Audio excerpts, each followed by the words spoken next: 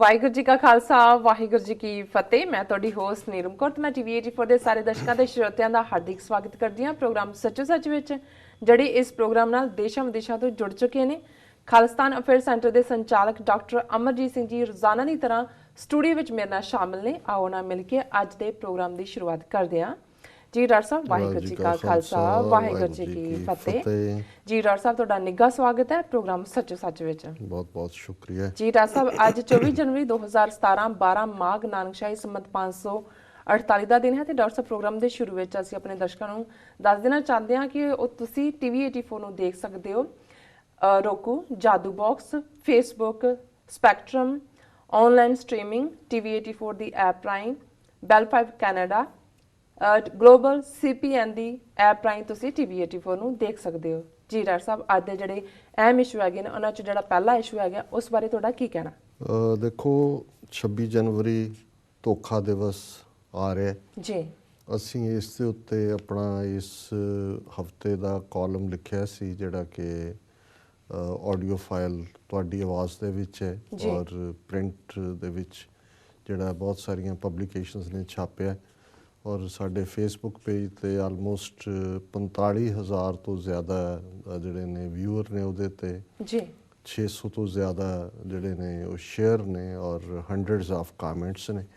ਸੋ ਅਸੀਂ ਸਭ ਦਾ ਸ਼ੁਕਰੀਆ ਵੀ ਅਦਾ ਕਰਦੇ ਹਾਂ ਕਿ ਵੀ ਇੱਕ ਨਵੀਂ ਦਿਲਚਸਪੀ ਹੈ ਔਰ ਆਡੀਓ ਫਾਈਲ ਫੀਚਰ ਐਡ ਹੋਣ ਨੇ ਸਾਡੇ ਪਾਕਿਸਤਾਨੀ ਭਰਾਵਾਂ ਭੈਣਾਂ ਨੂੰ ਵੀ ਸਾਡੇ ਇਹਨਾਂ ਕਾਲਮਸ ਦੇ ਨਾਲ ਜੋੜ ਦਿੱਤਾ ਜੀ। ਔਰ ਉਸੇ ਕੌਂਟੈਕਸਟ 'ਚ ਹੀ ਮੈਂ ਅਨਾਊਂਸਮੈਂਟ ਵੀ ਕਰਨਾ ਚਾਹੁੰਦਾ ਹਾਂ ਵੀ 26 ਜਨਵਰੀ ਇਹ ਉਹ ਦਿਨ ਹੈ ਜਦੋਂ ਕਿ 26 ਜਨਵਰੀ 1950 ਨੂੰ ਭਾਰਤੀ ਸੰਵਿਧਾਨ ਲਾਗੂ ਕੀਤਾ ਗਿਆ ਸੀ, ਜਿਸ ਸੰਵਿਧਾਨ ਦੇ ਖਰੜੇ 'ਤੇ ਸਿੱਖ ਨੁਮਾਇੰਦਿਆਂ ਨੇ ਦਸਤਖਤ ਨਹੀਂ ਸਨ ਕੀਤੇ ਔਰ ਇਸ ਨੂੰ ਉਦੋਂ ਵੀ ਸਿੱਖਾਂ ਨੇ ਧੋਖਾ ਦਿਵਸ ਦੇ ਤੌਰ 'ਤੇ ਜਾਣਦਿਆਂ ਬਲੈਕ ਡੇ, ਕਾਲੇ ਦਿਨ ਵਜੋਂ ਮਨਾਇਆ ਸੀ ਜੀ। ਔਰ ਹੁਣ ਵੀ ਲਗਾਤਾਰਤਾ ਦੇ ਨਾਲ ਜਿਹੜੀਆਂ ਸੰਘਰਸ਼ਸ਼ੀਲ ਸਾਡੀਆਂ ਜਥੇਬੰਦੀਆਂ ਨੇ, ਪੰਥ ਨੂੰ ਪਿਆਰ ਕਰਨ ਵਾਲੀਆਂ, ਕੌਮੀ ਕੌਜ਼ ਲਈ ਖੜੀਆਂ, ਉਹ ਅੱਜ ਵੀ ਇਸ ਨੂੰ ਕਾਲਾ ਦਿਵਸ ਵਜੋਂ ਹੀ ਮਨਾਉਂਦੀਆਂ ਨੇ। ਔਰ ਇਸ ਸੰਬੰਧੀ ਦਲ ਖਾਲਸਾ ਵੱਲੋਂ ਅੰਮ੍ਰਿਤਸਰ ਸ਼ਹਿਰ ਦੇ ਵਿੱਚ ਇੱਕ ਬਹੁਤ ਵੱਡੇ ਸੈਮੀਨਾਰ ਕਮ ਡਿਸਕਸ਼ਨ ਸੈਸ਼ਨ ਦਾ ਵਿਚਾਰ ਗੋਸ਼ਟੀ ਅਸੀਂ ਪੰਜਾਬੀ 'ਚ ਕਹਾਂਗੇ ਉਹਦਾ ਆਯੋਜਨ ਕੀਤਾ ਗਿਆ ਜੀ। ਔਰ ਉਸ ਬਾਰੇ ਅੱਜ ਦੇ ਟੀਵੀ 84 ਨਿਊਜ਼ ਪ੍ਰੋਗਰਾਮ 'ਚ ਹਰਚਰਨਜੀਤ ਸਿੰਘ ਧਾਮੀ ਜਿਹੜੇ ਦਲ ਖਾਲਸਾ ਦੇ ਆਗੂ ਨੇ ਸਾਡੇ ਇੱਥੇ ਸਟੂਡੀਓ ਵੀ ਆ ਕੇ ਗਏ, ਉਹਨਾਂ ਦੇ ਨਾਲ ਅਮਰਵੀਰ ਸਿੰਘ ਗੱਲਬਾਤ ਕਰਨਗੇ ਜੀ। ਔਰ ਇਸੇ 26 ਜਨਵਰੀ ਨਾਲ ਰਿਲੇਟਡ ਹੋਰ ਵੀ ਬਹੁਤ ਸਾਰੀਆਂ ਥਾਵਾਂ ਦੇ ਉੱਤੇ ਪ੍ਰੋਟੈਸਟ ਹੋ ਰਹੇ ਨੇ। ਇੰਗਲੈਂਡ ਦੇ ਵਿੱਚ ਵੀ ਪ੍ਰੋਟੈਸਟ ਦੀ ਖਬਰ ਮੈਂ ਦੇਖੀ ਹੈ, ਫਰੈਂਕਫਰਟ ਜਰਮਨੀ ਦੇ ਵਿੱਚ ਵੀ ਹੈ। ਪਰ ਮੈਂ ਅਮਰੀਕਾ ਦੇ ਹਵਾਲੇ ਨਾਲ ਅਮਰੀਕਾ ਕੈਨੇਡਾ ਦੇ ਹਵਾਲੇ ਨਾਲ ਜਿਹੜੀ ਜਾਣਕਾਰੀ ਮੇਰੇ ਕੋਲ ਹੈ, 26 ਜਨਵਰੀ ਨੂੰ ਨਿਊਯਾਰਕ 'ਚ ਯੂਨਾਈਟਿਡ ਨੇਸ਼ਨਸ ਹੈੱਡਕੁਆਟਰ ਦੇ ਬਾਹਰ ਦੁਪਹਿਰੇ 11 ਤੋਂ 2 ਵਜੇ ਤੱਕ ਜਿਹੜਾ ਪ੍ਰੋਟੈਸਟ ਹੋਏਗਾ ਜੀ। ਔਰ ਇਹ 47 ਸਟਰੀਟ ਐਂਡ 1st ਐਵਨਿਊ ਦੇ ਉੱਤੇ ਹੈ UN ਹੈੱਡਕੁਆਟਰ। ਸੋ ਅਸੀਂ ਇਹ ਜ਼ੋਰਦਾਰ ਅਪੀਲ ਵੀ ਕਰਾਂਗੇ ਸਮੂਹ ਜਿਹੜੇ ਸਾਡੇ ਈਸਟ ਕੋਸਟ ਦੇ ਵਾਸੀ ਸਿੰਘ ਸਿੰਘਣੀਆਂ ਨੇ ਕਿ ਇਸ ਦੇ ਵਿੱਚ ਪਾਰਟਿਸਿਪੇਟ ਕਰੋ। ਔਰ ਜਦੋਂ ਕਿ ਪੰਜਾਬ ਦੇ ਵਿੱਚ ਇੱਕ ਚੋਣ ਬੁਖਾਰ ਔਰ ਉਸ ਚੋਣ ਬੁਖਾਰ ਨੇ ਜਿਹੜੇ ਸਾਰੇ ਪੰਥਕ ਮੁੱਦੇ ਨੇ ਉਹਨਾਂ ਨੂੰ ਲਾਂਭੇ ਕੀਤਾ ਹੋਇਆ ਜੀ, ਇਹ ਬੜਾ ਜ਼ਰੂਰੀ ਹੈ ਕਿ ਪ੍ਰੋਟੈਸਟ ਦੇ ਵਿੱਚ ਸਾਡੀ ਸ਼ਮੂਲੀਅਤ ਹੋਏ ਔਰ ਇਹ ਮੈਸੇਜ ਜਾਏ ਕਿ ਵੀ ਅੰਗੂਠਾ ਲਾਇਆ ਨਹੀਂ ਜਿਨ੍ਹਾਂ ਬੇਦਾਵਿਆਂ 'ਤੇ ਸਿੰਘ ਅਜੇ ਵੀ ਕਈ ਹਜ਼ਾਰ ਜਿਉਂਦੇ। ਸੋ ਇਹ ਮੈਸੇਜ ਜ਼ਰੂਰੀ ਹੈ। ਸੋ 26 ਜਨਵਰੀ ਨੂੰ ਦੁਪਹਿਰ 11 ਤੋਂ 2 ਵਜੇ ਤੱਕ ਯੂਨਾਈਟਿਡ ਨੇਸ਼ਨਸ ਹੈੱਡਕੁਆਟਰ ਦੇ ਬਾਹਰ ਜਿਹੜਾ ਹੈ 47 ਸਟਰੀਟ ਐਂਡ 1st ਐਵਨਿਊ ਦੇ ਉੱਤੇ ਸਿੱਖ ਸੰਗਤਾਂ ਹੁਮਾ ਕੇ ਪਹੁੰਚਣ ਜੀ। ਦੂਸਰੀ ਖਬਰ, ਸਾਡੇ ਮਿੱਤਰ ਔਰ ਜਿਹੜੇ ਖੁਦ ਸੰਘਰਸ਼ ਦਾ ਹਿੱਸਾ ਰਹੇ, ਜਿਨ੍ਹਾਂ ਨੇ ਪੀੜ ਵੀ ਆਪਣੇ ਪਿੰਡੇ 'ਤੇ ਹੰਡਾਈ, ਅੰਮ੍ਰਿਤਸਰ ਦੀ ਇੰਟੈਰੋਗੇਸ਼ਨ 'ਚ ਵਰਸਟ ਸਫਰ ਕੀਤਾ ਔਰ ਕੈਨੇਡੀਅਨ ਸਿਟੀਜ਼ਨ ਨੇ। ਕੈਨੇਡਾ ਗੌਰਮੈਂਟ ਦੀ ਇੰਟਰਵੈਂਸ਼ਨ ਦੇ ਉੱਤੇ ਇਹਨਾਂ ਦੀ ਫਿਰ ਰਿਲੀਜ਼ ਹੋਈ ਸੀ। ਸਰ ਬਲਕਾਰ ਸਿੰਘ ਹੇਅਰ, ਉਹਨਾਂ ਨੇ ਵੀ ਸਾਨੂੰ ਜਾਣਕਾਰੀ ਭੇਜੀ ਹੈ ਕਿ ਟੋਰਾਂਟੋ ਦੇ ਵਿੱਚ 28 ਜਨਵਰੀ ਨੂੰ ਦੁਪਹਿਰੇ 11 ਤੋਂ 2 ਵਜੇ ਤੱਕ Pearson convention centre, airport road, Brampton 'ਚ ਜਿਹੜਾ ਪ੍ਰੋਟੈਸਟ ਆਰਗੇਨਾਈਜ਼ ਕੀਤਾ ਜਾ ਰਿਹਾ। ਔਰ ਇਹ United Front of Sikhs and Kashmiris, ਔਰ ਇਹ ਹਰ ਸਾਲ ਕਰਦੇ ਨੇ। ਔਰ ਬਹੁਤ ਵਾਰ ਜਿਹੜਾ ਹੈ ਬਹੁਤਿਆਂ ਨੂੰ ਲੱਗਦਾ ਹੁੰਦਾ ਹੈ ਕਿ ਜੀ ਬੰਦੇ ਕਿੰਨੇ ਹੋਣ, ਵੱਧ ਹੋਣ, ਘੱਟ ਹੋਣ। ਮੈਂ ਸਮਝਦਾ ਵੀ ਜਦੋਂ ਤੱਕ ਇੱਕ ਵੀ ਸਿੱਖ ਕਿਤੇ ਖਲੋ ਕੇ ਬਾਂਹ ਉਲਾਰ ਕੇ ਉਹ ਕਹਿੰਦਾ ਹੈ ਕਿ ਵੀ ਅਸੀਂ ਤੁਹਾਡੇ ਸੰਵਿਧਾਨ ਨੂੰ ਨਹੀਂ ਮੰਨਦੇ, ਤੁਹਾਡੇ ਸਿਸਟਮ ਨੂੰ ਨਹੀਂ ਮੰਨਦੇ ਔਰ ਅਸੀਂ ਖਾਲਿਸਤਾਨ ਦੇ ਲਈ ਖੜੇ, ਉਦੋਂ ਤੱਕ ਇਹ ਮੂਵਮੈਂਟ ਅਲਾਈਵ ਹੈ। ਸੋ ਅਸੀਂ ਟੋਰਾਂਟੋ ਵਾਸੀ ਸਿੱਖ ਸੰਗਤਾਂ ਨੂੰ ਵੀ ਇਹ ਅਪੀਲ ਕਰਾਂਗੇ ਕਿ ਉਹ ਵੱਧ ਚੜ ਕੇ ਇਸ ਪ੍ਰੋਟੈਸਟ ਦੇ ਵਿੱਚ ਸ਼ਮੂਲੀਅਤ ਕਰਨ ਔਰ ਬਾਕੀ ਪ੍ਰੋਗਰਾਮ ਵੀ ਆਉਣ ਵਾਲੇ ਦਿਨਾਂ ਦੇ ਜਿਹੜੇ ਨੇ ਉਹਨਾਂ 'ਚ ਅਸੀਂ ਜਿਉਂ-ਜਿਉਂ ਸਾਡੇ ਕੋਲ ਜਾਣਕਾਰੀ ਆਏਗੀ ਅਸੀਂ ਸਾਂਝੇ ਕਰਾਂਗੇ ਜੀ। ਅੱਜ ਜਿਹੜਾ ਓਪਨਿੰਗ ਸੈਗਮੈਂਟ ਮੈਂ ਚੁਣਿਆ, ਬਹੁਤ ਸਾਰੇ ਜਿਹੜੇ ਮੀਡੀਆ ਨਾਲ ਜੁੜੇ ਨੇ ਉਹਨਾਂ ਨੇ ਦੇਖਿਆ ਵੀ ਹੋਏਗਾ, ਪਰ ਇਸ ਦੇ ਉੱਤੇ ਕਿਉਂਕਿ ਜਿਵੇਂ ਮੈਂ ਕਹਿ ਕੇ ਹਟਿਆ ਕਿ ਚੋਣ ਬੁਖਾਰ ਨੇ ਹੋਰ ਸਾਰੀਆਂ ਗੱਲਾਂ ਬੈਕ ਬਰਨਰ 'ਤੇ ਸੁੱਟੀਆਂ ਹੋਈਆਂ ਔਰ ਜਿੰਨੀ ਕੁ ਜਾਣਕਾਰੀ ਬਾਹਰ ਆਈ ਹੈ ਉਹ ਉਹੀ ਹੈ ਜਿਹੜੀ ਕਿ ਇੰਡੀਅਨ ਮੀਡੀਆ ਨੇ ਕੋਈ ਨਿਊਜ਼ ਪਿਕ ਕਰਕੇ ਛਾਪੀ ਹੈ ਔਰ ਇਸ ਬਾਰੇ ਹਿੰਦੁਸਤਾਨ ਟਾਈਮਸ, ਟ੍ਰਿਬਿਊਨ, ਦੂਜਿਆਂ ਤੀਜਿਆਂ ਨੇ ਛਾਪਿਆ। ਪਰ ਇਹਦੇ ਬਾਰੇ ਅਸੀਂ ਚਾਹਾਂਗੇ ਔਰ ਦੇਖਾਂਗੇ ਵੀ ਕਿ ਵੀ ਕਿਵੇਂ ਸਾਡੇ ਕੋਲ ਹੋਰ ਵੀ ਵੇਰਵੇ ਆਉਣ ਤਾਂ ਕਿ ਅਸੀਂ ਇਨਸਾਈਡ ਜਾਣਕਾਰੀ ਜਿਹੜੀ ਹੈ ਉਸ ਤੋਂ ਵਾਕਫ ਹੋ ਸਕੀਏ। ਜਿਵੇਂ ਅਸੀਂ ਇੰਗਲੈਂਡ ਦੇ ਹਵਾਲੇ ਨਾਲ ਬਹੁਤ ਵਾਰ ਗੱਲ ਕੀਤੀ ਕਿ ਕਿਵੇਂ ਜਦੋਂ ਕਿ ਉਹਨਾਂ ਦੇ ਡਾਕੂਮੈਂਟ ਡੀਕਲਾਸੀਫਾਈ ਹੋਏ ਉਹਦੇ 'ਚ ਇਹ ਗੱਲ ਸਾਹਮਣੇ ਆਈ ਕਿ ਫਰਵਰੀ 1984 ਦੇ ਵਿੱਚ ਕਿਵੇਂ ਇੰਦਰਾ ਗਾਂਧੀ ਨੇ ਮਾਰਗਰੇਟ ਥੈਚਰ ਨੂੰ ਮਦਦ ਲਈ ਲਿਖਿਆ, ਉਹਨਾਂ ਦੀ ਖੁਫੀਆ ਏਜੰਸੀ ਦੇ ਜਿਹੜੇ ਨੇ ਉਹ ਗਏ ਬੰਦੇ ਉੱਥੇ, ਉਹਨਾਂ ਨੇ ਰੇਕੀ ਕੀਤੀ ਔਰ ਕੀ ਰੋਲ ਅਦਾ ਕੀਤਾ। ਉੱਥੇ ਪੂਰੀ ਡਿਮਾਂਡ ਚੱਲ ਰਹੀ ਹੈ ਕਿ ਜਿਹੜਾ ਟਰੂਥ ਕਮਿਸ਼ਨ ਬਣਾਇਆ ਜਾਏ ਔਰ ਫੈਕਟਸ ਬਾਹਰ ਲਿਆਂਦੇ ਜਾਣ।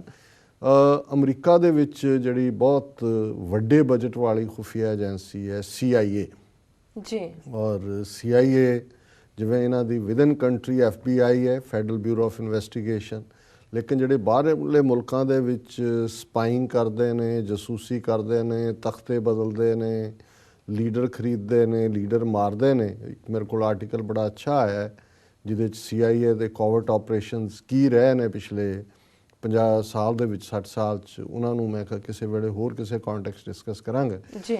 ਪਰ ਜਿਸ ਤਰ੍ਹਾਂ ਇੰਗਲੈਂਡ ਦੀਆਂ ਖੁਫੀਆ ਏਜੰਸੀਆਂ ਨੇ ਆਪਣਾ ਡੀਕਲਾਸੀਫਾਈ ਹੁੰਦਾ 20-25 ਸਾਲ ਬਾਅਦ, ਹੁਣ ਇੱਧਰ ਵੀ ਜੂਨ 84 ਨੂੰ ਵੀ 30 ਸਾਲ ਤੋਂ ਜ਼ਿਆਦਾ 32 ਸਾਲ ਹੋ ਗਏ ਨੇ ਔਰ ਹੁਣ ਲੇਟੈਸਟ ਇਸ ਹਫਤੇ ਹੀ CIA ਨੇ ਵੀ ਆਪਣੇ ਲਗਭਗ ਪਿਛਲੇ 40-50 ਸਾਲ ਦੇ ਕੁਛ ਡਾਕੂਮੈਂਟ ਡੀਕਲਾਸੀਫਾਈ ਕੀਤੇ ਨੇ ਜਿਨ੍ਹਾਂ ਦੀ ਗਿਣਤੀ 9,30,000 ਹੈ ਜਿਹੜੇ ਕਿ ਡੀਕਲਾਸੀਫਾਈ ਕੀਤੇ ਗਏ ਔਰ ਉਹਦੇ 'ਚ ਜਿਹੜਾ ਇਹਨਾਂ ਦਾ CIA ਦਾ ਰੈਕਰਡ ਆਰਕਾਈਵ ਹੈ ਕ੍ਰੈਸਟ, ਉਸ ਦੇ ਉੱਤੇ ਪਏ ਨੇ ਜੀ। ਔਰ ਇਹ ਜਿਹੜੇ 9,30,000 ਨੇ ਡੀਕਲਾਸੀਫਾਈਡ ਡਾਕੂਮੈਂਟ, ਇਹਨਾਂ ਦੇ 12 ਮਿਲੀਅਨ ਪੇਜਿਸ ਨੇ, 12 ਮਿਲੀਅਨ ਨੇ ਇਸ ਦੇ। ਸੋ ਇਹਦੇ ਲਈ ਫੁੱਲ ਰਿਸਰਚ ਸਕਾਲਰ ਚਾਹੀਦੇ ਨੇ ਦੇਖਣ ਦੇ ਲਈ। ਪਰ ਸਾਡਾ ਇੰਟਰਸਟ ਇਸ ਲਈ ਵੀ ਬਣਿਆ ਕਿ ਇਹਦੇ 'ਚ ਜਿਹੜਾ ਪੰਜਾਬ ਦੇ ਵਿੱਚ 80ਵਿਆਂ ਦਾ ਪੀਰੀਅਡ ਸੀ ਉਹਦੇ 'ਚ ਕੀ ਚੱਲ ਰਿਹਾ ਸੀ, ਕਿਵੇਂ ਅਕਾਲੀ ਇੰਦਰਾ ਗਾਂਧੀ ਦੀ ਕੀ, ਉਸ ਬਾਰੇ ਵੀ ਅਜੇ ਤਾਂ ਜਿਹੜੀ ਖਬਰ ਛੋਟੀ ਜਿਹੀ ਆਈ ਹੈ, ਪਰ ਮੈਨੂੰ ਇਹ ਲੱਗਦਾ ਹੈ ਕਿ ਜੇ 12 ਮਿਲੀਅਨ ਪੇਜਿਸ ਨੇ ਔਰ ਇੰਨੀ ਡੀਟੇਲ 'ਚ ਉਹਨਾਂ ਨੇ ਆਪਣੀ ਜਿਹੜੀ ਹੈ ਉਹ ਭੇਜੀਆਂ ਨੇ ਰਿਪੋਰਟਸ, ਇਹਦੇ ਬਾਰੇ ਬਹੁਤ ਕੁਝ ਐਸਾ ਹੋਏਗਾ ਜਿਹੜਾ ਕਿ ਬੇਸ਼ੱਕ CIA ਆਪਰੇਟਿਵ ਅਮਰੀਕਨ ਐਮਬੈਸੀ 'ਚ ਹੀ ਬੈਠੇ ਹੁੰਦੇ ਨੇ ਪਰ ਉਹਨਾਂ ਦੀਆਂ ਅੱਖਾਂ ਤੇ ਕੰਨ ਧਰਤੀ ਦੇ ਨਾਲ ਲੱਗੇ ਹੁੰਦੇ ਨੇ ਵੀ ਉਸ ਸੁਣ ਰਹੇ ਹੁੰਦੇ ਨੇ ਕੀ ਹੋਇਆ। ਉਹਨਾਂ ਨੇ ਆਪਣੇ ਏਜੰਟ ਵੀ ਰੱਖੇ ਹੁੰਦੇ ਨੇ, ਕੁਛ ਉਹ ਓਪਨ ਰਿਸਰਚ ਰਾਹੀਂ, ਬਾਕੀ ਅੱਜ ਕੱਲ੍ਹ ਬਹੁਤ ਕੁਛ ਮੀਡੀਆ 'ਚ ਹੁੰਦਾ, ਮੀਡੀਆ ਰਾਹੀਂ ਉਹ ਮੋਨੀਟਰ ਕਰਦੇ ਨੇ। ਸੋ ਇਸ ਦੇ ਵਿੱਚ ਜਿਹੜਾ ਉਹਨਾਂ ਦੇ 12 ਮਿਲੀਅਨ ਪੇਜਿਸ ਨੇ ਡਿਸਪੈਚਿਸ 'ਚ, ਮੈਮੋਰੈਂਡਮ ਨੇ, ਰੈਕਰਡਸ ਆਫ ਬਰੀਫਿੰਗਸ ਨੇ ਜਿਹੜੇ ਕਿ ਏਜੰਸੀ ਦੇ ਸਪਾਈ ਕਰਾਫਟ 1940ਵਿਆਂ ਤੋਂ ਲੈ ਕੇ ਨੇ ਔਰ ਉਹਦੇ 'ਚ ਜਿਹੜਾ ਖਾਸ ਤੌਰ ਦੇ ਉੱਤੇ ਪੰਜਾਬ ਦਾ ਪਾਰਟ ਹੈ CIA ਫਾਈਲਸ ਨੇ ਜੀ, ਉਹਦੇ 'ਚ ਉਹਨਾਂ ਨੇ ਇੱਕ ਚੈਪਟਰ ਜਿਹੜਾ ਹੈ ਸਿੱਖਾਂ ਦੀ ਫਾਈਲ ਜਿਹੜੀ ਮੇਨਟੇਨ ਕੀਤੀ ਹੈ ਉਹਦੇ 'ਤੇ ਇੱਕ ਚੈਪਟਰ ਹੈ India and the Sikh challenge, ਇਹ research paper submitted by US spy agencies directorate of intelligence. ਜਿਹੜਾ ਉਹਨਾਂ ਦਾ ਇੰਟੈਲੀਜੈਂਸ ਦਾ ਡਾਇਰੈਕਟੋਰੇਟ ਸੀ ਉਹਨਾਂ ਨੇ India and the Sikh challenge. So ਜ਼ਾਹਰ ਹੈ ਸਾਨੂੰ ਨਾਂ ਤੋਂ ਹੀ ਅੰਦਾਜ਼ਾ ਹੋ ਜਾਣਾ ਚਾਹੀਦਾ ਹੈ ਕਿ ਵੀ ਇਹ ਕੋਈ ਜਿਵੇਂ ਇੰਡੀਅਨ ਗੌਰਮੈਂਟ ਨੇ ਕਿਹਾ ਜੀ few hundred ਟੈਰਰਿਸਟ, ਦਹਿਸ਼ਤਗਰਦ ਤੇ ਇਹ ਉਹ ਜਿਹੜੇ ਨੇ ਉਹ ਹੋਲਡ ਅਪ ਸੀ ਇਨਸਾਈਡ ਦਰਬਾਰ ਸਾਹਿਬ ਉਹ ਕਰ ਰਹੇ। ਅਮਰੀਕਨ CIA ਨੂੰ ਕੋਈ ਭੁਲੇਖਾ ਨਹੀਂ ਸੀ ਕਿ ਇਹ ਬੇਸਿਕਲੀ ਸਿੱਖ ਚੈਲੰਜ ਹੈ। ਜਦੋਂ ਤੁਸੀਂ India and Sikh challenge title ਤੋਂ ਹੀ, ਜੇ ਹੁਣ ਮਾਰਕ ਟਲੀ ਜਾਂ ਸਤੀਸ਼ ਜੈਕਬ ਨੇ ਕਿਤਾਬ ਲਿਖੀ, ਤੁਸੀਂ ਲੱਖ ਕਹੀ ਜਾਓ ਕਿ ਜੀ ਦਹਿਸ਼ਤਗਰਦੀ ਤੇ ਫਲਾਣਾ, ਹਾਲਾਂ ਕਿਤਾਬ ਦੇ ਵਿੱਚ ਬਹੁਤ ਸਾਰੀ ਇੰਡੀਅਨ ਗਵਰਨਮੈਂਟ ਵਰਜ਼ਨ ਹੈ ਬਟ ਕਿਤਾਬ ਦਾ ਟਾਈਟਲ ਹੀ ਆਪਣੇ ਆਪ ਦੇ ਵਿੱਚ ਮੈਸੇਜ ਦੇ ਦਿੰਦਾ ਸੀ ਔਰ ਟਾਈਟਲ ਸੀ ਅੰਮ੍ਰਿਤਸਰ ਮਿਸਿਸ ਗਾਂਧੀਜ਼ ਲਾਸਟ ਬੈਟਲ।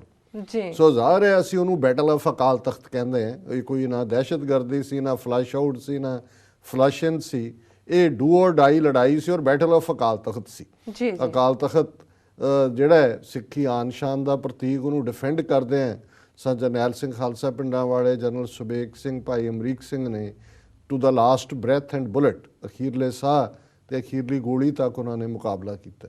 ਸੋ ਜ਼ਾਹਰ ਹੈ ਕਿ ਜੇ ਮਾਰਕ ਟਲੀ ਨੂੰ ਵੀ ਭਾਵੇਂ ਉਹ ਇੰਡੀਅਨਾਈਜ਼ਡ ਹੈ, ਹਿੰਦੂਆਈਜ਼ਡ ਹੈ, ਇਹ ਬੜਾ ਕਲੀਅਰ ਸੀ ਕਿ ਇਹ ਇੰਦਰਾ ਗਾਂਧੀ ਨੇ ਬਥੇਰੀਆਂ ਲੜਾਈਆਂ ਲੜੀਆਂ ਪਰ ਅਕਾਲ ਤਖਤ ਦੀ ਲੜਾਈ ultimately Amritsar Mrs Gandhi last battle, ਇਸ ਨੇ ਉਹਦਾ ਖਾਤਮਾ ਕਰ ਦਿੱਤਾ ਹੈ।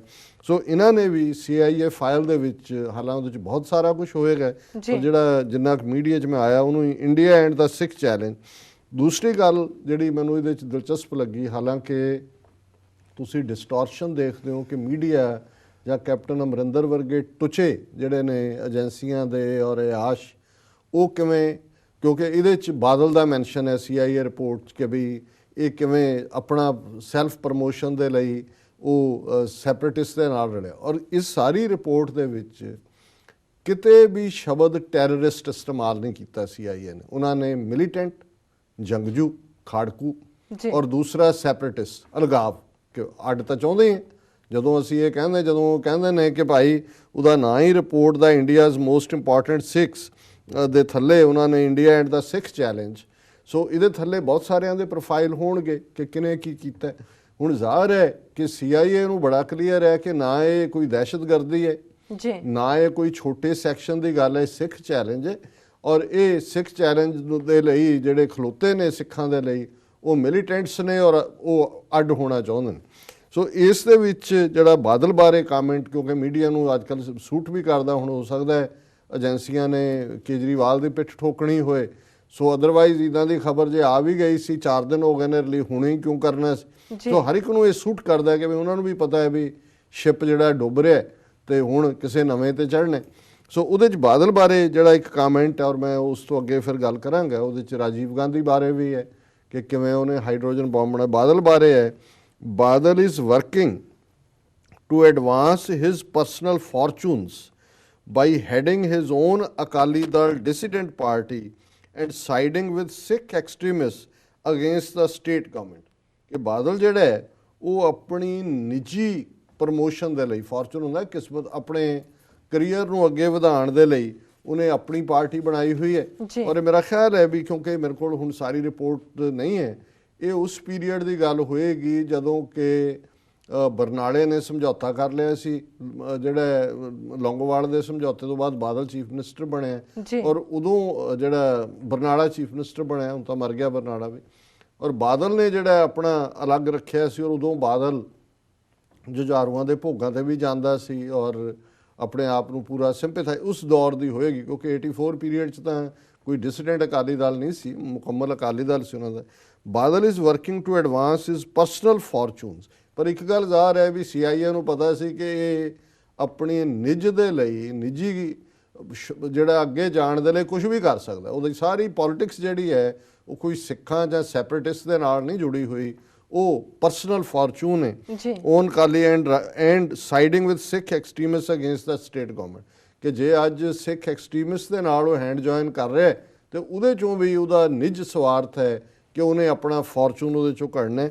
Twice chief minister of Punjab 1970, 71 and 1977, Badal continues to try to position himself as a future candidate for that post। ਕਿ ਵੀ ਇਹ ਹੁਣ 2 ਵਾਰੀ ਪਹਿਲਾਂ ਵੀ ਰਿਹਾ ਮੁੱਖ ਮੰਤਰੀ ਤੇ ਇੱਕ ਵਾਰੀ ਫਿਰ ਬਣਨਾ ਚਾਹੁੰਦਾ ਹੈ, ਪਰ ਇਹ ਰਿਪੋਰਟ ਪੁਰਾਣੀ, ਉਹ ਤਾਂ 5 ਵਾਰੀ ਬਣ ਚੁੱਕਾ, ਹੁਣ 6ਵੀਂ ਵਾਰੀ ਬਣਨਾ ਚਾਹੁੰਦਾ। ਹੁਣ ਵੀ ਕਹਿੰਦਾ ਕਿ ਜੀ ਮੇਰਾ ਹੁਣ ਤਾਂ ਉਮਰ, ਮੈਂ 99 ਸਾਲਾਂ ਦਾ ਹੋ ਗਿਆ, ਪੂਜਾ ਪਾਠ ਦੀ ਉਮਰ ਹੈ, ਅੱਗੇ ਵੀ ਹਿਸਾਬ ਦੇਣਾ ਹੈ, ਪਰ ਮੈਂ ਕੀ ਕਰਾਂ, ਪਾਰਟੀ ਮੈਨੂੰ ਨਹੀਂ ਛੱਡਦੀ, ਮੈਨੂੰ ਇੱਕ ਵਾਰੀ ਹੋਰ ਬਣਾ ਦਿਓ। ਸੋ ਡਾਕੂਮੈਂਟ ਸ਼ੋ ਦਾ CIA ਕਲੋਜ਼ਲੀ ਮੋਨੀਟਰਡ ਦਾ, ਹੁਣ ਉਹਨਾਂ ਨੇ ਮਿਲੀਟੈਂਸੀ ਔਰ ਸੈਪਰੇਟਿਜ਼ਮ ਕਿਹਾ, ਔਰ ਤੁਸੀਂ ਇਹਨਾਂ ਦੀ ਮੀਡੀਆ ਦੀ ਬੇਈਮਾਨੀ ਦੇਖੋ, ਇਹ ਟੈਰਰਿਜ਼ਮ ਪੀਰੀਅਡ ਕਹਿ ਰਹੇ ਨੇ, ਇਹਨਾਂ ਨੇ ਕਿਹਾ ਕਿ militant period the state and it tracked important events and personalities in India over a period of more than 5 decades beginning in late 40s, 40ਵਿਆਂ ਤੋਂ ਸ਼ੁਰੂ ਹੋ ਗਿਆ। The CIA report also talks about how it thought that the Prime Minister Indira Gandhi justified her decision to send the army inside the Golden Temple in 1984। ਹੁਣ ਉਹਨਾਂ ਨੇ ਇੰਦਰਾ ਗਾਂਧੀ ਦੀ strategy ਦਿੱਤੀ ਹੈ ਵੀ ਉਹਨਾਂ ਨੇ ਕਿਵੇਂ ਜਸਟੀਫਾਈ ਕੀਤਾ ਜੀ। ਹੁਣ ਇਹਦੀ ਬੈਕਗਰਾਉਂਡ 'ਚ ਉਹਨੇ ਦਿੱਤਾ ਹੈ Indira Gandhi's decision to send an army against Sikh militants in Punjab. ਹੁਣ ਅਗੇਨ ਉਹਨਾਂ ਨੇ ਸ਼ਬਦ ਮਿਲੀਟੈਂਟਸ ਇਸਤੇਮਾਲ ਕੀਤਾ ਹੈ ਔਰ ਇਹ ਐਗਜ਼ੈਕਟ ਕੋਟ ਹੈ ਉਹਦੀ CIA report the. Indira Gandhi's decision to send in the army against Sikh militants in Punjab last May was an admission that her political strategy to diffuse the crisis had failed। ਹੁਣ ਜ਼ਾਹਰ ਹੈ ਕਿ ਵੀ ਇਹ ਬੇਸ਼ੱਕ ਜਿਹੜਾ ਹਮਲਾ ਜੂਨ 3 ਤੋਂ ਸ਼ੁਰੂ ਹੁੰਦਾ ਹੈ, ਇਹਦੇ 'ਚ ਸਾਰੇ ਡਾਕੂਮੈਂਟਸ ਉਹਨਾਂ ਨੇ ਜੂਨ 1 ਤੋਂ ਜੂਨ 6 ਲਿਖੇ ਕਿਉਂਕਿ ਜ਼ਾਹਰ ਹੈ। ਔਰ ਇਸ ਦੇ ਵਿੱਚ ਲਾਸਟ ਮਈ ਦਾ ਮਤਲਬ ਹੈ ਕਿਉਂਕਿ ਆਲਰੇਡੀ ਮਈ ਦੇ ਅਖੀਰਲੇ ਹਫਤੇ 'ਚ ਆਰਮੀ ਦੀ ਮੂਵਮੈਂਟ ਜਿਹੜੀ ਆ ਉਹ ਸ਼ੁਰੂ ਹੋ ਗਈ ਸੀ। ਸੋ ਉਹਦੇ 'ਚ ਵਾਜ਼ ਐਨ ਐਡਮਿਸ਼ਨ ਕਿਉਂਕਿ ਇਹਦੇ 'ਚ ਜ਼ਾਹਰ ਹੈ ਵੀ ਇੰਦਰਾ ਗਾਂਧੀ ਨੇ ਇਹ ਮੰਨ ਲਿਆ ਕਿ ਜੀ ਕੋਈ ਸਿਆਸੀ ਉਹਦਾ ਹੱਲ ਨਹੀਂ ਨਿਕਲਿਆ ਹੈ। The paramilitary troops she had sent earlier had failed to bring the well armed extremist to heel ਕਿ ਜਿਹੜੇ ਉਹਦੇ ਪੈਰਾਮਿਲਟਰੀ ਸੀ ਉਹ ਕਾਮਯਾਬ ਨਹੀਂ ਹੋਏ। ਇੱਥੇ ਸ਼ਾਇਦ ਉਹਨਾਂ ਨੂੰ ਗਲਤੀ ਹੈ ਜਾਂ ਭੁਲੇਖਿਆ ਜਾਂ ਉਹਨਾਂ ਨੇ ਕਿਹਾ ਹੋਵੇਗਾ ਜੀ ਅਸੀਂ ਕੀਤਾ। ਪੈਰਾਮਿਲਟਰੀ ਕਦੇ ਵੀ ਦਰਬਾਰ ਸਾਹਿਬ ਦੇ ਅੰਦਰ ਨਹੀਂ ਗਏ ਜਦੋਂ ਵੀ ਹੋਇਆ ਫੁੱਲ ਸਕੇਲ ਫੌਜੀ ਅਟੈਕ ਹੋਇਆ। ਹਾਲਾਂਕਿ ਗ੍ਰਿਫਤਾਰੀ ਜਾਂ ਦੂਜੀ ਦੇ ਵੇਲੇ ਜ਼ਰੂਰ ਪੈਰਾਮਿਲਟਰੀ ਚੌਂਕ ਮਹਿਤੇ 'ਚ ਸਨ। The paramilitary troops she had sent earlier had failed to bring the well-armed extremists to heel. The unrest in Punjab, in our view, also provided Indira Gandhi. ਹੁਣ ਇਹ ਬੜਾ crucial ਗੱਲ ਹੈ। The unrest in Punjab, in our view, also provided Gandhi with a justification for augmenting her military forces in critical border states. ਉਹਨੇ ਕਿਹਾ ਵੀ ਹੁਣ ਕਿਉਂਕਿ ਜਦੋਂ CIA ਦੇਖ ਰਹੀ ਹੈ ਸਿੱਖ ਇਸ਼ੂ ਆਪਣੀ ਥਾਂ ਤੇ ਹੈ, ਇਹ ਉਹ ਪੀਰੀਅਡ ਸੀ ਕਿ ਸੋਵੀਅਤ ਯੂਨੀਅਨ ਆ ਕੇ ਅਫਗਾਨਿਸਤਾਨ 'ਚ ਬੈਠਾ ਸੀ। ਅਮਰੀਕਾ ਦੀ CIA multi billion dollar funding ਦੇ ਨਾਲ ਮੁਜਾਹਿਦੀਨ ਕੈਂਪੇਨ ਪਾਕਿਸਤਾਨ 'ਚ ਬੈਠ ਕੇ ਚਲਾ ਰਹੀ ਸੀ ਅਫਗਾਨਿਸਤਾਨ ਦੇ ਖਿਲਾਫ। ਸੋ ਪੰਜਾਬ ਦੇ ਬਾਰਡਰ ਏਰੀਏ ਜਿਹੜੀ ਮਿਲਟਰੀ ਨੂੰ ਲਿਆਣਾ ਇਹਨੂੰ CIA ਇਸ ਐਂਗਲ ਤੋਂ ਦੇਖ ਰਹੀ ਹੈ ਵੀ ਇੰਦਰਾ ਗਾਂਧੀ ਇਸ ਬਹਾਨੇ ਦੇ ਨਾਲ ਪੰਜਾਬ ਦੇ ਵਿੱਚ ਐਡੀਸ਼ਨਲ ਮਿਲਟਰੀ ਲਿਆ ਰਹੀ ਹੈ ਕਿਉਂਕਿ ਉਦੋਂ ਇਹ ਆਮ ਸੁਣਿਆ ਜਾਂਦਾ ਸੀ ਕਿ ਸੋਵੀਅਤ ਯੂਨੀਅਨ ਦਾ ਡ੍ਰੀਮ ਅਫਗਾਨਿਸਤਾਨ ਤੋਂ ਬਾਅਦ Pakistan and then border state ਹੈ ਪੰਜਾਬ। ਸੋ ਇਹ ਗੱਲ ਬੜੀ ਇਹਨਾਂ ਦੀ ਮੈਨੂੰ ਇੰਟਰਸਟਿੰਗ ਲੱਗੀ। The unrest in Punjab in our view also provided Gandhi with a justification ਕਿ ਉਹਨੂੰ ਜਸਟੀਫਿਕੇਸ਼ਨ ਮਿਲ ਗਈ ਜੀ ਮੈਂ ਫੌਜ ਲਿਆਂਦੀ ਹੈ for augmenting her military forces in a critical border state it says. ਹੁਣ ਬਹੁਤ ਵਾਰ ਜਦੋਂ ਸੰਤ ਪਿੰਡਾਂ ਵਾਲਿਆਂ ਨੂੰ ਕੋਟ ਕੀਤਾ ਜਾਂਦਾ ਜਾਂ ਉਸ ਵੇਲੇ ਸੀ ਕਿਹਾ ਜਾਂਦਾ ਸੀ ਜੀ 2 ਲੱਖ ਦਾ ਫੌਜ ਦਾ ਘੇਰਾ ਪਏਗਾ ਜਾਂ ਪਿਆ। ਉਹਨੂੰ ਬਹੁਤ ਕਹਿੰਦਾ ਸੀ ਜੀ ਇਹ ਤਾਂ 10,000 ਹੈ ਜੀ 5,000 ਹੈ ਜੀ ਇੰਨਾ ਲੈਵਲ 2 ਲੱਖ ਕਿੱਥੋਂ। ਹੁਣ ਇਹ ਤੁਸੀਂ CIA ਰਿਪੋਰਟ ਦੇਖੋ। ਵੀ estimate that between mid-May and mid-June, the army deployed 20,000 to 25,000 troops to Punjab from adjoining regional commands to reinforce the more than 100,000 army personnel already there.